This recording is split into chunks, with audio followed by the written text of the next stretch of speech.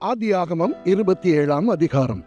ஈசாக்கு முதிர் வயதானதினால் அவன் கண்கள் இருளடைந்து பார்வையற்று போனபோது அவன் தன் மூத்த குமாரனாகிய ஏசாவை அழைத்து, என் மகனே என்றான்.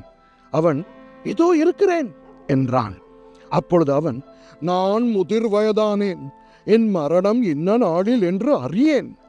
ஆகையால் நீ உன் ஆயுதங்களாகிய உன் அம்பராத்தூணியையும் உன் வில்லையும் எடுத்துக்கொண்டு வனத்துக்கு போய் எனக்காக வேட்டையாடி அதை எனக்கு பிரியமாயிருக்கிற ருசியுள்ள பதார்த்தங்களாக சமைத்து நான் புசிக்கவும் நான் மரணம் அடையும் முன்னே என் ஆத்துமா உன்னை ஆசீர்வதிக்கவும் என்னிடத்தில் கொண்டு வா என்றான். ஈசாக்கு தன் குமாரனாகிய ஏசாவோடே பேசுகையில் ரெபேக்காள் கேட்டுக்கொண்டிருந்தாள். ஏசா வேட்டையாடி கொண்டு வரும்படி வனத்துக்கு போனான். அப்பொழுது ரெபேக்காள் தன் குமாரனாகிய யாக்கோபை நோக்கி, உன் தகப்பன் உன் சகோதரனாகிய ஏசாவை அழைத்து நான் புசித்து எனக்கு மரணம் வரும் முன்னே கர்த்தரை முன்னிட்டு உன்னை ஆசீர்வதிக்கும்படி நீ எனக்காக வேட்டையாடி அதை எனக்கு ருசியுள்ள பதார்த்தங்களாக சமைத்து கொண்டு வா என்று சொல்ல கேட்டேன். ஆகையால் என் மகனே, என் சொல்லை கேட்டு நான் உனக்கு கற்பிக்கிறபடி செய். நீ ஆட்டு மந்தைக்கு போய் 2 நல்ல வெள்ளாட்டு குட்டிகளை கொண்டு வா. நான் அவைகளை உன் தகப்பனுக்கு பிரியமானபடி ருசியுள்ள பதார்த்தங்களாக சமைப்பேன். உன் தகப்பன் தாம் மரணம் அடையும் முன்னே உன்னை ஆசீர்வதிக்கும்படி அவர் புசிப்பதற்கு நீ அதை அவரிடத்தில் கொண்டு போக வேண்டும் என்றாள். அதற்கு யாக்கோபு தன் தாயாகிய ரெபேக்காளை நோக்கி, என் சகோதரனாகிய ஏசா ரோமம் மிகுந்தவன், நான் ரோமம் இல்லாதவன். ஒரு வேளை என் தகப்பன் என்னை தடவி பார்ப்பார். அப்பொழுது நான் அவருக்கு எத்தனாக காணப்பட்டு என் மேல் ஆசீர்வாதத்தை அல்ல சாபத்தை வர பண்ணிக்கொள்வேனே என்றான். அதற்கு அவன் தாய், என் மகனே, உன்மேல் வரும் சாபம் என் மேல் வரட்டும். என் சொல்லை மாத்திரம் கேட்டு நீ போய் அவைகளை என்னிடத்தில் கொண்டு வா என்றாள். அவன் போய் அவைகளை பிடித்து தன் தாயினிடத்தில் கொண்டு வந்தான்.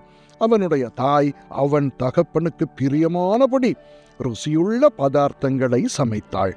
பின்பு ரெபேக்காள் வீட்டிலே தன்னிடத்தில் இருந்த தன் மூத்த மகனாகிய ஏசாவின் நல்ல வஸ்திரங்களை எடுத்து தன் இளைய மகனாகிய யாக்கோபுக்கு உடுத்தி வெள்ளாட்டு குட்டிகளின் தோலை அவன் கைகளிலேயும் ரோமம் இல்லாத அவன் கழுத்திலேயும் போட்டு தான் சமைத்த ருசியுள்ள பதார்த்தங்களையும் அப்பங்களையும் தன் குமாரனாகிய யாக்கோபின் கையிலே கொடுத்தாள்.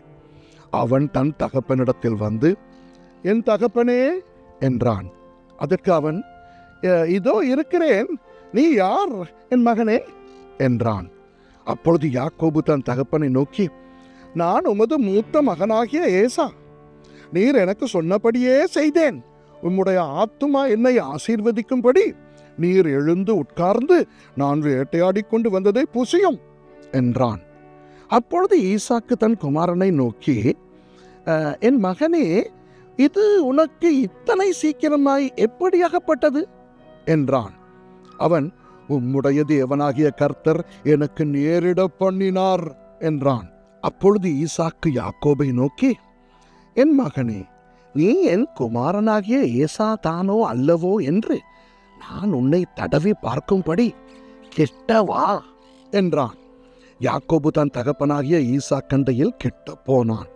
அவன் இவனை தடவி பார்த்து, சத்தம் யாக்கோபின் சத்தம், கைகளோ ஏசாவின் கைகள் என்று சொல்லி அவனுடைய கைகள் அவன் சகோதரனாகிய ஏசாவின் கைகளைப் போல ரோமம் உள்ளவைகளாயிருந்தபடியினாலே இன்னான் என்று அறியாமல் அவனை ஆசீர்வதித்து, நீ என் குமாரனாகிய ஏசா தானோ என்றான். அவன், நான் தான் என்றான். அப்பொழுது அவன், என் குமாரனே, நீ வேட்டையாடி கொண்டு வந்ததை நான் புசித்து என் ஆத்துமா உன்னை ஆசீர்வதிக்கும்படி அதை என் கிட்ட கொண்டு வா என்றான். அவன் அதை கிட்ட கொண்டு போனான். அப்பொழுது அவன் புசித்தான்.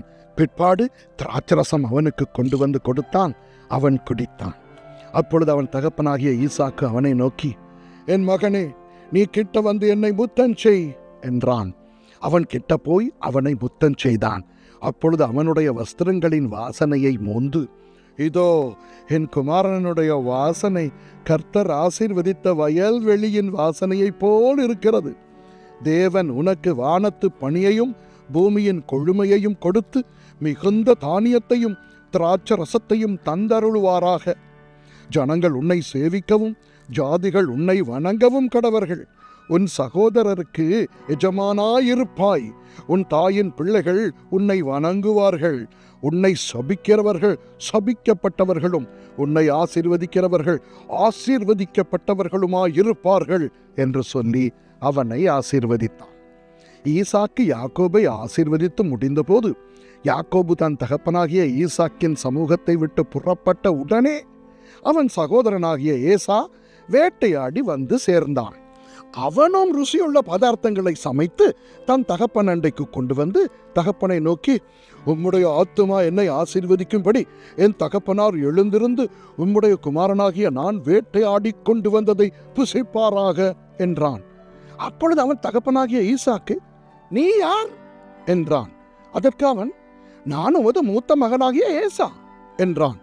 அப்பொழுது ஈசாக்கு மிகவும் பிரமித்து நடுங்கி, வேட்டையாடி எனக்கு கொண்டு வந்தானே, அவன் யார்? நீ வரும் முன்னே அவை எல்லாவற்றிலும் நான் புசித்து அவனை ஆசீர்வதித்தேனே, அவன் ஆசீர்வதிக்கப்பட்டவனாகவும் இருப்பான் என்றான். ஏசா தன் தகப்பனுடைய வார்த்தைகளை கேட்டவுடனே மிகவும் மனம் கசந்து உரத்த சத்தமிட்டு அலறி தன் தகப்பனை நோக்கி, என் தகப்பனே, என்னையும் ஆசீர்வதியும் என்றான்.